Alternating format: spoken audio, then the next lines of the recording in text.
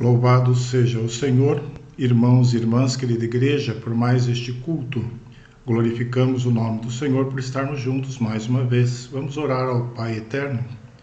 Senhor glorioso, nós engrandecemos o teu nome porque tu és bom, tu és eterno. E o Senhor nos concede o privilégio de estarmos na tua presença mais esta noite em culto, em adoração.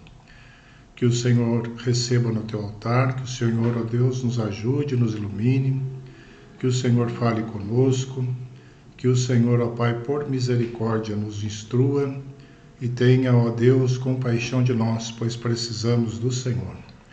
Ajuda-nos, guarda-nos, dá-nos a tua palavra como orientação para as nossas vidas. Nós te pedimos e te agradecemos em nome de Cristo. Amém. Irmãos e irmãs, vamos ler o Salmo 103 como leitura inicial, que nos diz, a partir do versículo 1, Salmo 103. Bendize, ó minha alma, ao Senhor, e tudo o que há em mim bendiga ao seu santo nome. Bendize, ó minha alma, ao Senhor, e não se esqueças de nenhum só de seus benefícios.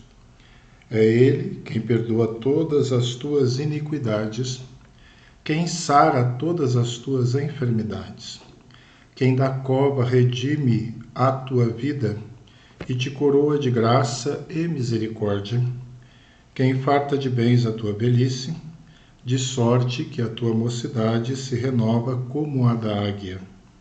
O Senhor faz justiça e julga todos os oprimidos. Manifestou seus caminhos a Moisés e os seus feitos aos filhos de Israel. O Senhor é misericordioso e compassivo, longânimo e assaz benigno. Não repreende perpetuamente, nem conserva para sempre a sua ira. Não nos trata segundo os nossos pecados, nem nos retribui consoante as nossas iniquidades. Pois, quando o céu se alteia acima da terra, assim é grande a misericórdia, a sua misericórdia para com os que o temem. Quanto dista o oriente do ocidente, assim afasta de nós as nossas transgressões. Como um pai se compadece de seus filhos, assim o Senhor se compadece dos que o temem, pois ele conhece a nossa estrutura e sabe que somos pó. Este Deus maravilhoso, misericordioso, nós estaremos intercedendo neste momento.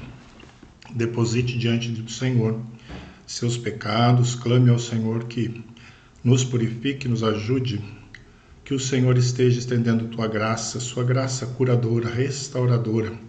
Coloque diante do Senhor os enfermos, a sua família, os desempregados, os missionários, a nossa igreja. Coloque diante do Senhor os carentes, aqueles que precisam desse Deus soberano, porque Ele sabe que somos pó, como lemos no texto. E Ele interfere, e Ele ajuda, e Ele resgata. É o Deus de resgate. Oremos silenciosamente, depois estaremos agradecendo ao Senhor.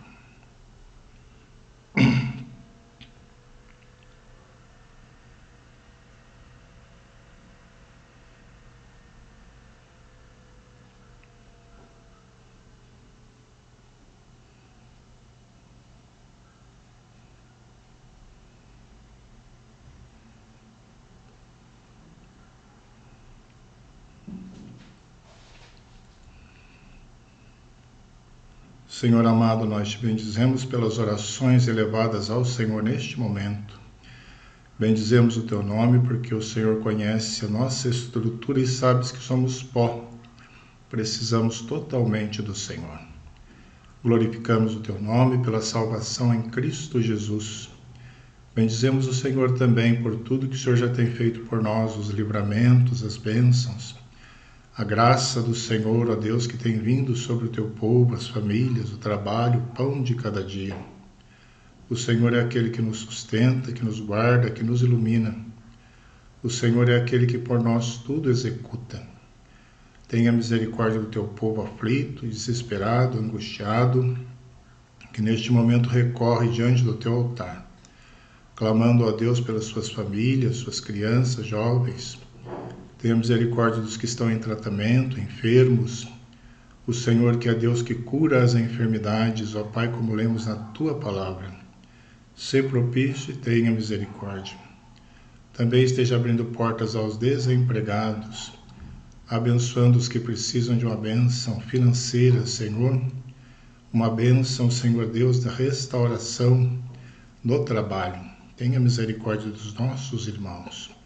Conceda a Tua graça, Tu que és o Todo-Poderoso, aos estudantes, jovens, aqueles que caminham, ó Deus, nas universidades, nas escolas, dando luz, direção, entendimento e sabedoria.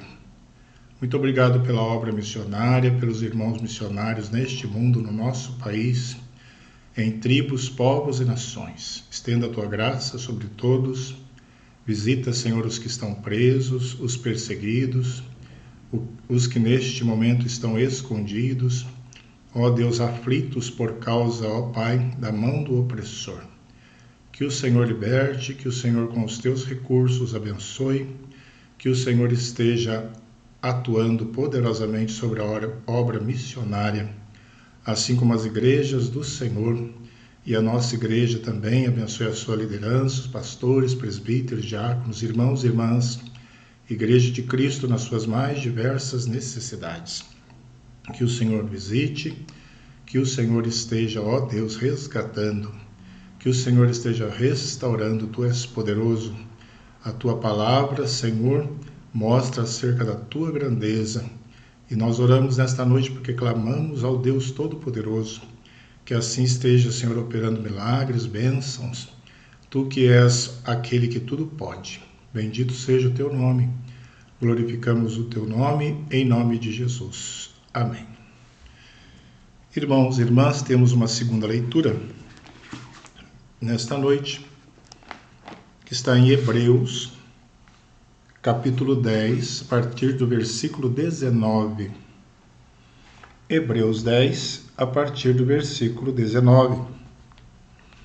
E esse texto nos diz assim: Tendo, pois, irmãos, intrepidez para entrar no Santo dos Santos, pelo sangue de Jesus, pelo novo e vivo caminho que Ele nos consagrou pelo véu, isto é, pela sua carne, e tendo grande sacerdote sobre a casa de Deus, aproximemo-nos com sincero coração, em plena certeza de fé, tendo o coração purificado de má consciência e lavado o corpo com água pura. Guardemos firme a confissão da esperança, sem vacilar, pois quem fez a promessa é fiel. Consideremo-nos também uns aos outros para nos estimularmos ao amor e às boas obras. Não deixemos de congregar-nos, como é costume de alguns. Antes façamos admoestações, e tanto mais quando vedes que o dia se aproxima. Texto da palavra do Senhor de Hebreus, e nós vamos meditar nesta noite, orando ao Senhor mais uma vez. Deus de graça, a Tua palavra é viva, poderosa, que o Senhor nos ilumine com o Teu Santo Espírito, que o Senhor nos abençoe e nos eduque a partir das Tuas verdades. Ajuda-nos, ó Deus, pois somos pecadores, perdoe os nossos pecados e nos dê visão acerca das Tuas grandezas. Oramos em nome de Jesus. Amém. Igreja do Senhor, povo de Deus, louvamos ao Pai por mais esta noite. Irmãos, nós somos seres humanos e somos seres religiosos. Somos marcados pela necessidade de adorar. E como adoradores, nós estamos inevitavelmente adotando alguma forma de culto, muitas vezes pensada ou não, muitas vezes consciente ou não. Mas sabe, a maneira que adotamos corresponde aos anseios de Deus, pode ser, e a quem adoramos, isso é importante. Então, o que fazemos é aceitável ao Senhor, dependendo do nosso coração. E tudo está bem, está conforme a palavra do Senhor. Mas há uma enorme distância entre a adoção de uma forma de culto consciente, maturidade e responsabilidade, e algo que acontece apenas por acaso. Como você tem cultuado ao Senhor? Se o que fazemos não é aceitável a Deus, então estamos envolvidos numa enorme perda de tempo, perda de esforço e energia, sendo enganados e desagradando assim ao nosso Pai. Hoje nós estudaremos os participantes do culto. Este é o tema do nosso estudo desta noite, os participantes do culto. Vamos refletir um pouco sobre quem são eles, o que eles devem saber e como devem se portar ao se colocarem perante o Senhor Todo-Poderoso, o único Deus vivo e verdadeiro. Um primeiro aspecto que nós podemos estudar é que os participantes do culto são humanos. Os participantes do culto são humanos. Sabemos bem que toda a criação adora ao Senhor. É assim que a Bíblia nos diz, que os montes batem palmas, você já leu isso. Os animais e as aves do campo celebram a Deus. O texto nos diz, o texto bíblico, os céus declaram a glória de Deus. Você já viu isso, você já leu isso. Se entendermos a adoração e louvor como toda forma de exaltação e proclamação da grandeza de Deus, então toda a manifestação da criação grandiosa, essa criação maravilhosa do nosso Deus, está naturalmente testemunhando as qualidades do Deus de Israel, desse Deus maravilhoso. O culto, no entanto, é uma atividade humana, de humanos. Na verdade, toda a criação adora, mas só os humanos podem pensar sobre sua ação de adorar, e também mudar formas, criar métodos e estilos e usar diferentes conteúdos, já que esta é uma das marcas que nos distingue dos demais seres criados. Então nós adoramos com criatividade diante do Senhor.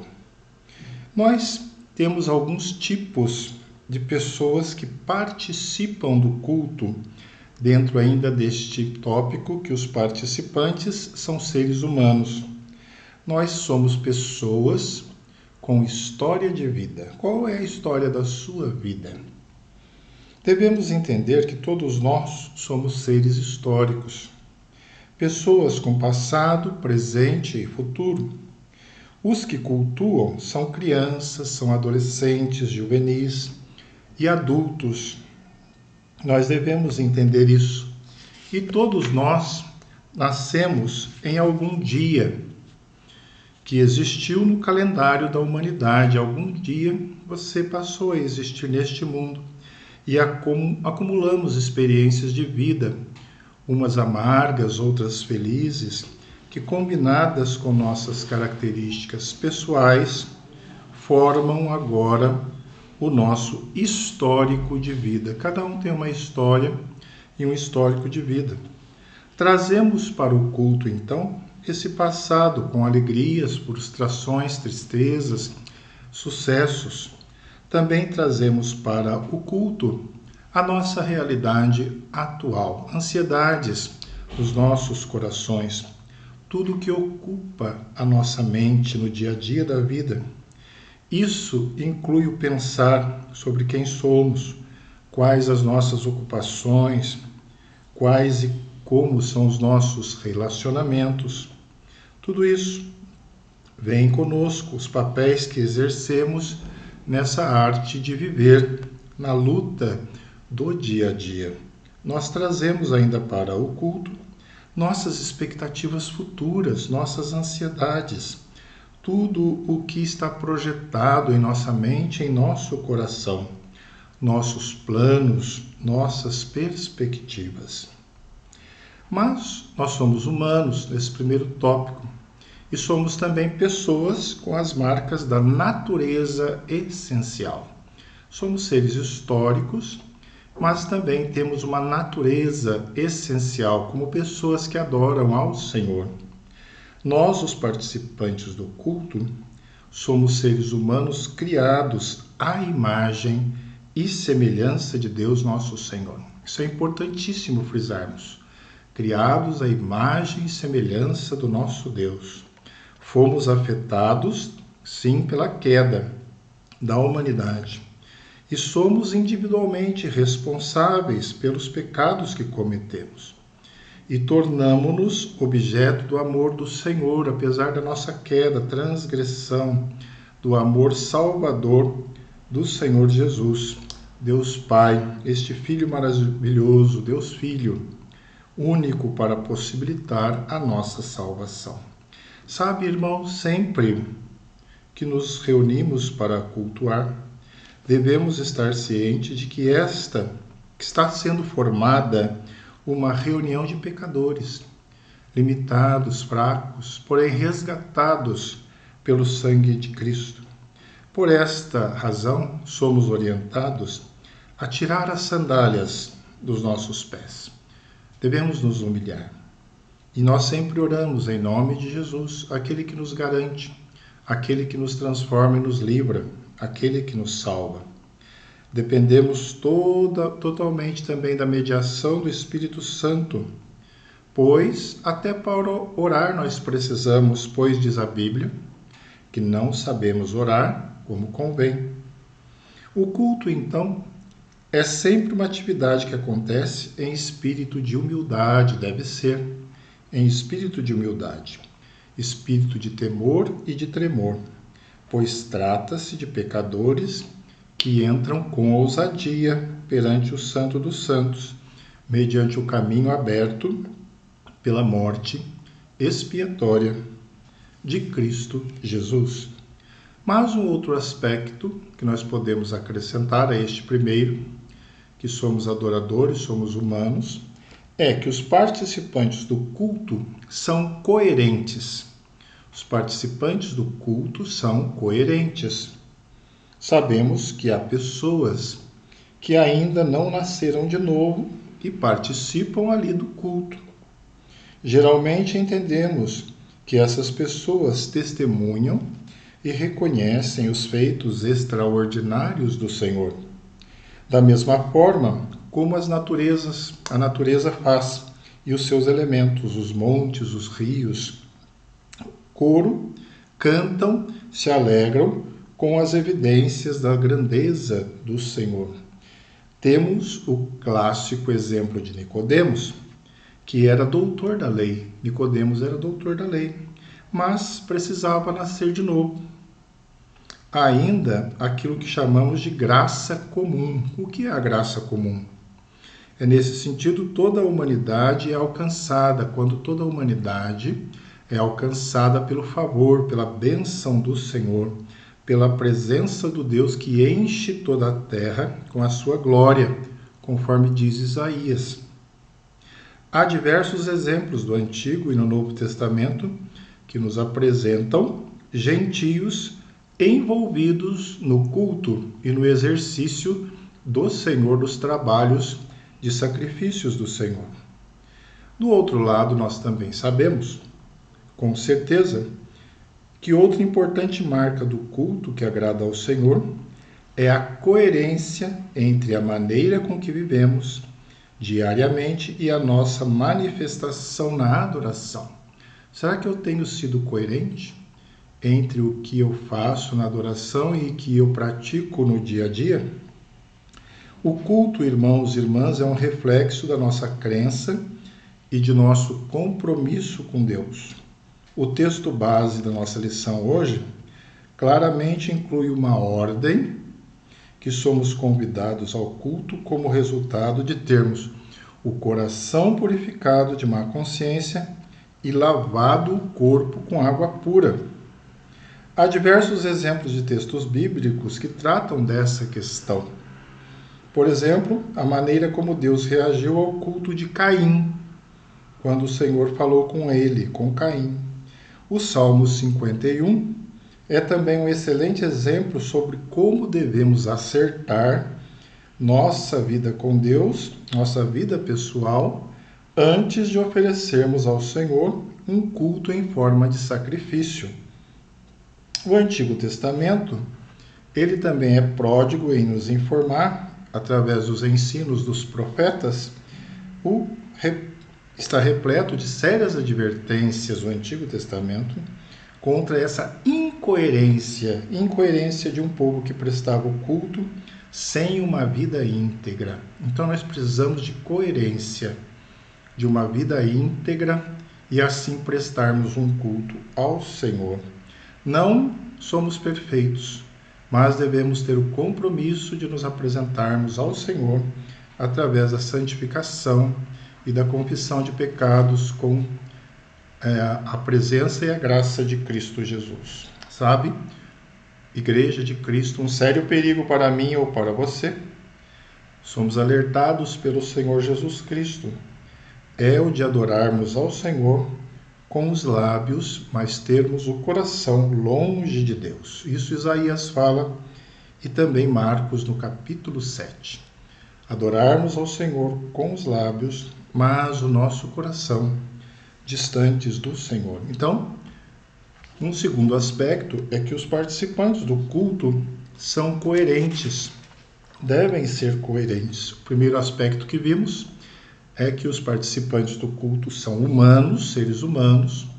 Um segundo aspecto é este, que deve haver coerência entre os participantes do culto. E um terceiro aspecto que nós podemos estudar nesta noite é que os participantes do culto são parte de um grupo. Como participantes do culto, somos parte de uma comunidade que adora. Corpo de Cristo, família de Deus. O culto é um exercício congregacional da congregação. E como consequência disso, nós cantamos juntos, nós oramos juntos, ouvimos juntos a pregação da palavra de Deus e assim por diante. Como é bom estar com os irmãos, como é bom participarmos do culto e fazermos parte de um grupo. Sendo pessoas que adoram em comunidade, podemos facilmente ser guiados de forma errada. Vamos cuidar nesse sentido, conduzidos por um caminho que não é verdadeiro, de um verdadeiro adorador. Vamos estar atentos. Como evento que ocorre em grupo, o culto é uma oportunidade para a edificação mútua. Um momento de fazer algo em comum, em comunidade com a Igreja de Cristo. Embora possamos e até devamos orar solitariamente, no interior dos nossos quartos, como aprendemos em Mateus, quando falamos em culto, oramos em culto na igreja, estamos falando em um ajuntamento de pelo menos 2 ou mais pessoas concordando em adoração, em oração. Nós devemos manter a nossa devocional individual, mas não abrirmos mão de que somos um corpo e devemos estar juntos na congregação, na Igreja de Jesus. Além dos diversos exemplos do Antigo Testamento, que demonstram o valor de estarmos unidos, reunidos para o culto, nós devemos sempre ressaltar, retomar, que diversas funções básicas da Igreja foram planejadas para acontecer em culto coletivo. Eu vou repetir essa importante informação. Diversas funções básicas da Igreja foram planejadas, foram pensadas pelo próprio Deus para acontecer em culto coletivo, não individualmente, mas na comunidade dos irmãos e da igreja.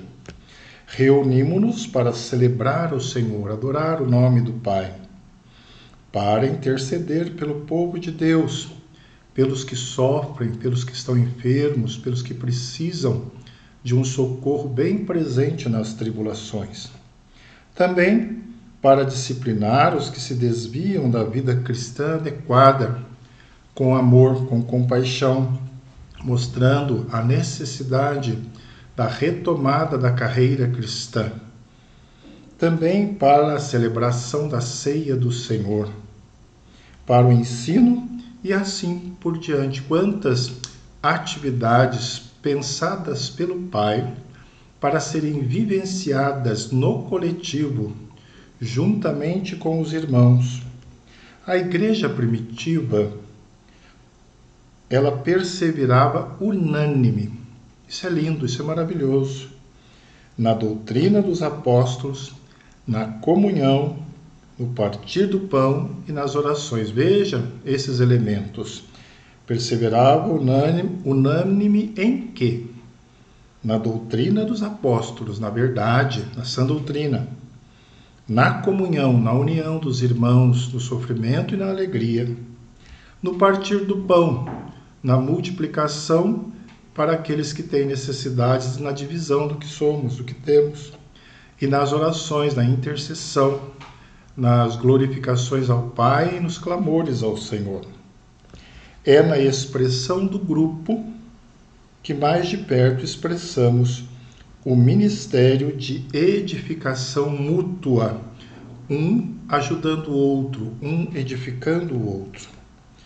Então, diante deste tópico que estamos vendo, não há, irmãos e irmãs, justificativa para a atitude de alguns irmãos que abandonam a sua congregação em uma atitude claramente contrária ao ensinamento bíblico encontrado em Hebreus, no texto que lemos.